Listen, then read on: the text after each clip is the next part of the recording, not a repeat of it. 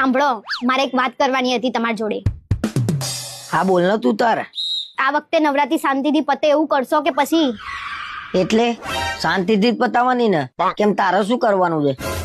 મેં તમને કાલે એમ કીધું કે પંખો સાફ કરી આપો, તો તમે મને શું કીધું તું?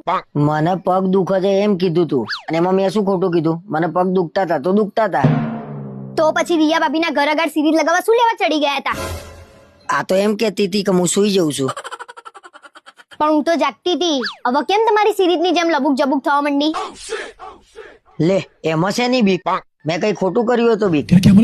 અને રિયા ભાભીના મિતનો તો એવી રીતે હાચવશે ને જાણે એમનો ના હોય.